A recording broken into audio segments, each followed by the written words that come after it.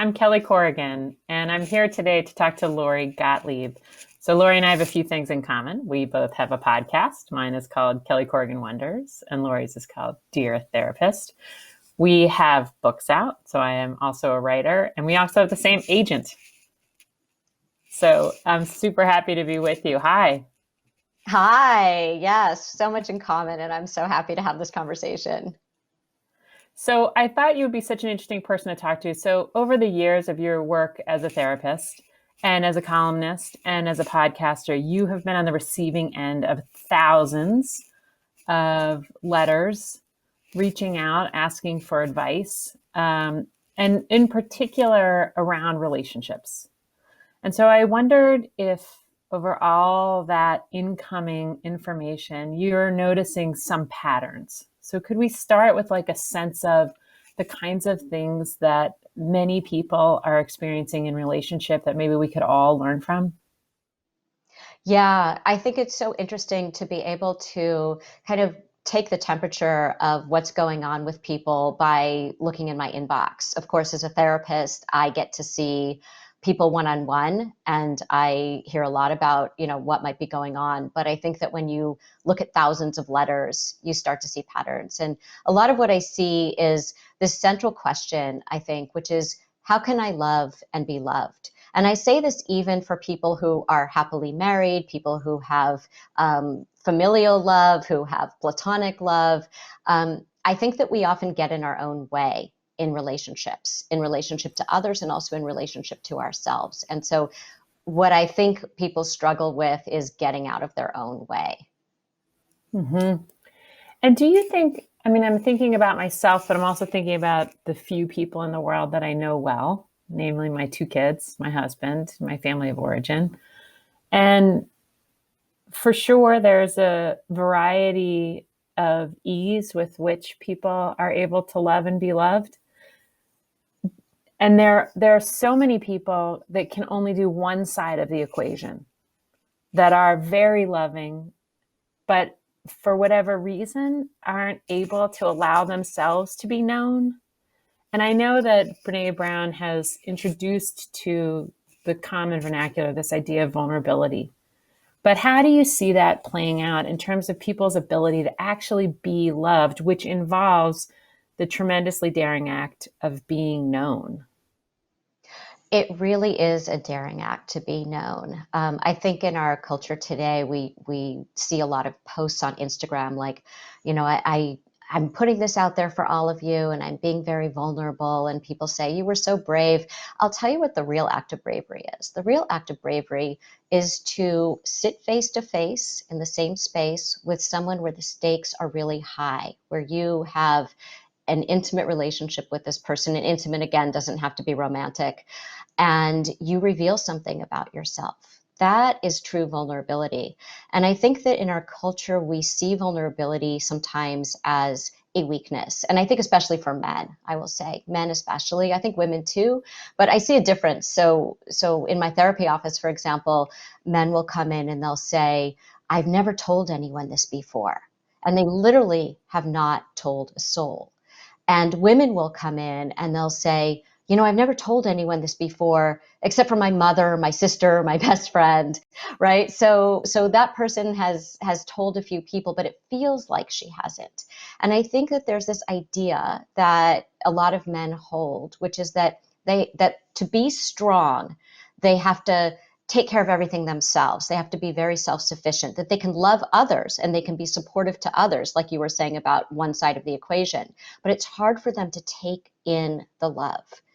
And I think that they suffer as a result of it. And I think that women do too. I think we all suffer when we can't show the truth of who we are or reveal ourselves to other people, because you can't truly be loved if you aren't revealing yourself.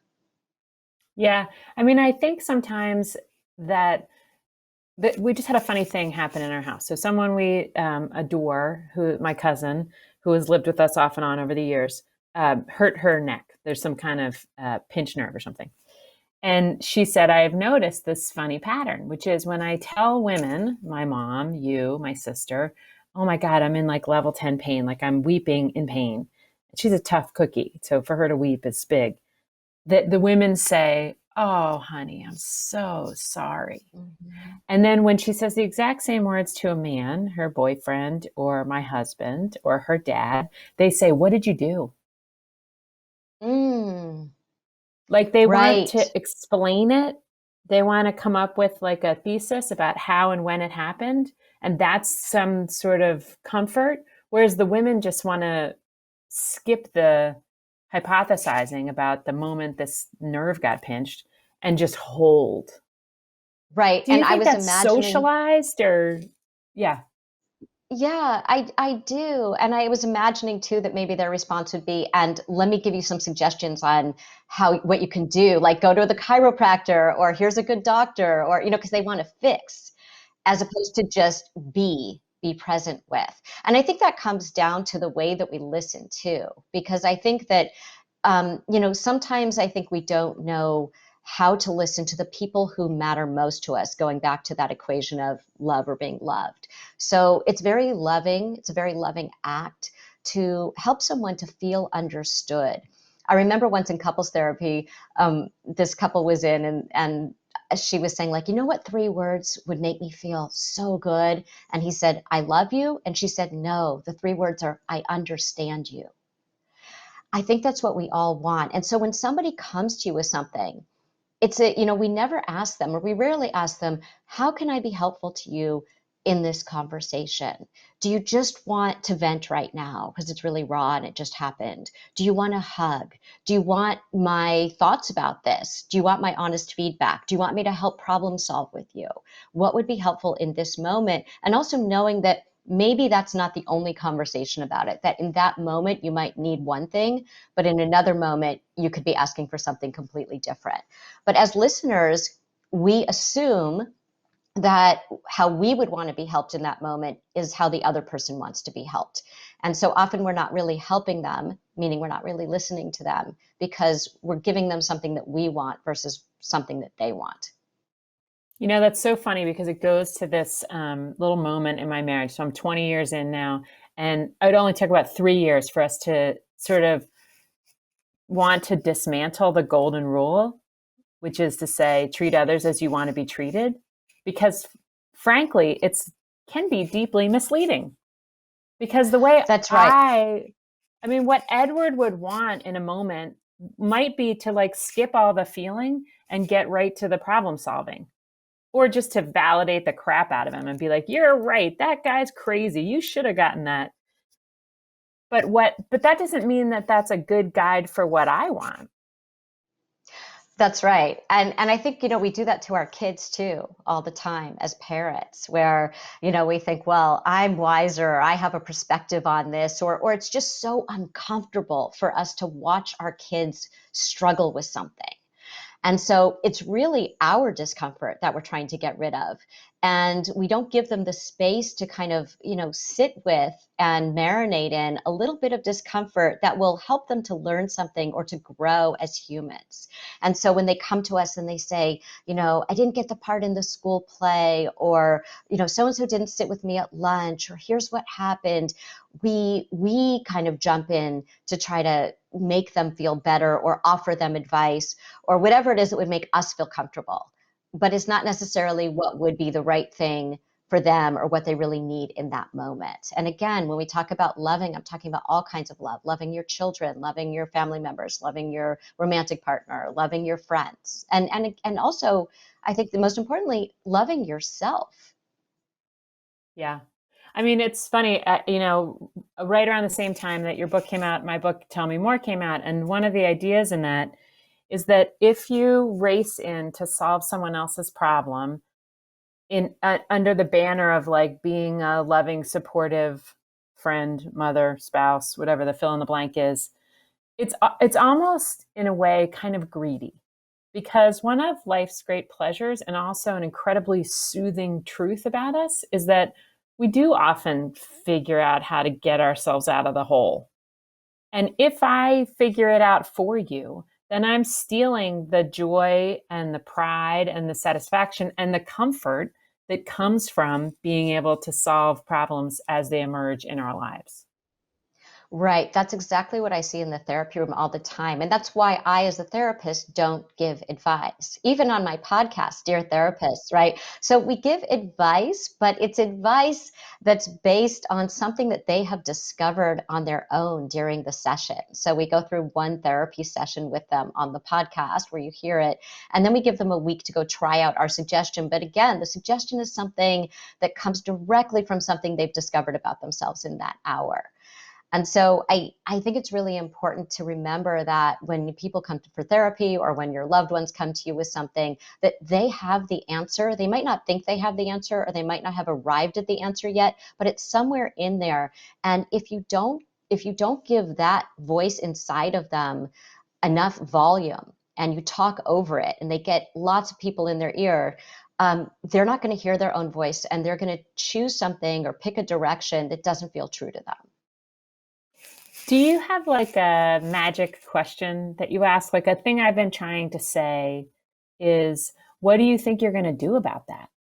Like that's how Right. I protect myself from saying, well, you should just call her back. Just call her back and say that you would like to babysit after all, and you got a negative COVID test and you need the money, and what, just say, what are you thinking about doing? And I feel like I say it so much that now I have to kind of disguise it in my interactions with my family, lest they feel like I'm therapying them, you know? Right. So I have to like Right. really sell it when I ask, like, so that's weird, huh? Have you thought of anything? What are you going to do? Yeah, Do you have exactly. I mean, I questions think that the you ask? fewer, well, yeah, I do. And I think, I remember when I was training to be a therapist, one of my clinical supervisors said, you have two ears and one mouth. There's a reason for that ratio. So I think that the fewer words that we use, the better. So I will literally say something as short as, say more, tell me more, like your book, say more, or, oh, really?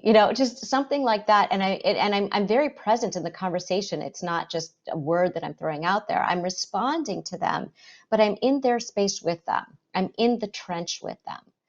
And I Mhm. think that that is much more effective, because then they do have more to say. They weren't done. Sometimes when you think someone is done talking, or even they think that they're done talking, they're not. They need someone to say to them, oh, interesting, say more, or what do you mean? Or tell me more about that. Mhm. Yeah, and in some ways, there's nothing more loving than the follow-up question. Yes. Yes, the So, but a follow-up thing question you that is, talk about a lot is perspective taking. So, yes, can you spell yes. that out a little bit, and like, how would that work between two people? So much of what I see happen is somebody comes in with something that happened between them and someone else, and they have what they think is the accurate version of the story. And yet we're all unreliable narrators. We all tell stories through a particular lens. And so, what we leave in, what we leave out, the parts of the story that we maximize, the parts of the story that we minimize, the things we emphasize, and our role in it, and how we describe what actually happened, we're very unreliable, and we're leaving out an entire perspective that the other person would bring if they were in the room. So what's interesting is that when I see couples, I get to hear both perspectives. And it's sometimes very surprising to the other person that, oh, wow, I can't believe you saw it that way. I had no idea you saw it that way. And all of these motives or reasons that you did what you did that I attributed to you were completely wrong. But we don't ask. We don't really consider the other perspective, because we feel hurt or we feel wronged, or we just make assumptions about the other person. So I think perspective taking is so important. And in my podcast, that's an exercise that we give people all the time. And you see how quickly that one intervention can really shift a dynamic between people. That has been a dynamic where people have been stuck for a very long time. And then they come on Dear Therapist, and all of a sudden they do this perspective taking thing, and they see the world and the other person completely differently. It's such an easy thing to do, but we don't think to do it. So it's kind of like, well, why do you think your mom did that? Why do you think your daughter isn't talking to you? Right? Why do you think that your partner said that? Why do you think this person is acting that way? What would have to be happening for them that they would react in that way? And those are the questions that you can ask yourself. And if you can write the same story that you just told me, but completely from what you imagine their perspective is, without all of the stuff you just told me, but write it completely from their perspective only. You don't have to agree with their perspective, but imagine what their perspective might be. Um, a whole different world opens up. Well, that goes to this idea that I remember someone telling me 20 years ago, which is that the number one thing that people want, more than fame, more than money, more than sex, more than a great figure, is to feel they've been felt. And that it's our Yes. job to make sure not only that we are feeling them, but that they can feel us feeling them. And the only convincing way to do that is to say, listen, I'm sure that when I showed up 25 minutes late, you were sitting there thinking, I can't fucking believe this. I ran out of the place. I took a shower as fast as I could. I hung up a call early. I didn't talk to my mom just so I could be ready to leave. And now you're here 20 minutes late. And as soon as I say that, then you, whoever this imaginary person is who's mad at me for being late, you know that I know what it feels like, what's going on for you. But that requires this amazing, like top of the mountain kind of characteristic, which is intellectual humility. Like you have to Well, believe there are things you don't know and don't understand, such that you can underwrite curiosity. yes, curiosity is such a key word here. And I think that what happens is the reason people aren't curious is because of shame. Is that when you show up late like that, the first thing that happens is you want to defend yourself because you're ashamed of the fact that, yeah, you should have left earlier, right? You had control over this, maybe you didn't. But often what happens is we want to defend ourselves because we can't distinguish between I did something and I'm sorry for it versus I'm bad. And some people feel like they don't know how to apologize or say that they're sorry for something because they feel like if they acknowledge that they did something that hurt someone else, that it doesn't mean that they did something that maybe they wish they hadn't done. It means that they are something that they wish they weren't. And that's where shame comes in. So I think that it's really important what you said is to be able um, to connect with somebody and your shame will dissipate and they will appreciate it. They will appreciate that you see them, you understand their perspective as well. And it diffuses the whole situation. That like that showing up late example is those are the kinds of very small things that become very big over time in relationships. It's funny. I'm thinking about, I have a 17-year-old and a 19-year-old. And so I've been lied to a few times. And when it has happened, I have this ridiculous reaction, which is, I can't believe that you Mm-hmm. looked me in the eye and told a bold faced lie. Like, I'm appalled. And, and that's really kind of shamey. And it's not very humble or honest because I lied my face off to my mother when I was 17 and 19 years old. And Right. so then I And always feel like I have to go back to them and say, can I tell you, I hit it a little hard there on the lying thing. Like I lied to my parents all the time from like age 15 to 22. So I'm sorry. I was acting like you were the only person ever to lie. And of course, that's not true right. And the because we can question there in actually that make them moment. shame. Yeah. Right, exactly. And I think the question there in that moment is to say, and it's really hard as a parent. So of course I'm saying this from the comfort of not being faced with that in this moment. But it's really important to just take a breath and imagine what it's like to be your child or your teenager at that moment and to say to them, what made it so hard for you to tell me the truth? What was it that what did you think would happen if you had told me the truth? And that's where the really good conversation is going to happen. And sometimes parents think, well, if I don't, make it really clear from the very first thing out of my mouth that lying is wrong and don't you dare lie to me and how can I ever trust you again, that they're not going to get the lesson. They're going to get the lesson a lot better if you start with, I'm trying to understand. I know you're a really honest person. I'm trying to understand what made you afraid to tell me the truth here. That's brilliant. I mean, that alone, that's like my takeaway for the day. And also, specifically, what you said is, I know that you're an honest person, Hmm. and so there must be. But that goes to fear. Like I feel like fear plays a big role in these human interactions because what I'm afraid of is either I'm going to do the moment wrong as a parent. So I'm going to make for more lying. Or I'm afraid that if I give an inch, they're going to take a mile. Right, And right. what's Well, beyond all that fear is this chance for an actual conversation where it's like, well, I'll tell you why I didn't tell you. Because the last time I told you something in that category, you went bananas. And it was like a whole 3-day thing. And so I didn't want to go through that. right. And that's really good to know. I think what happens is we create entire stories around, my kid lied. Oh my God, my kid's going to go to jail. Like one day, like it starts here, this was the gateway. This is the gateway into a life of, failure or whatever it is. And so we get, these little moments become very big to us. Like, I can't believe my child is lying. What does this mean? It happens very quickly in our heads. We don't even know what's happening. Like, oh my gosh, who is this person? Who did this person become? Who did I raise? And what's going to happen to this child? Whereas really, like you said, it's probably mom doesn't react well to, she can't handle the truth. I can't trust her to handle my truth. And if I could trust her to handle my truth, I would be a lot more honest with her. Right. I mean, I do feel like parenting in general is either, I never know if I'm overreacting or underreacting. Like the I fear also, is that if I don't come down with a hammer on this thing, that they're going to go to jail.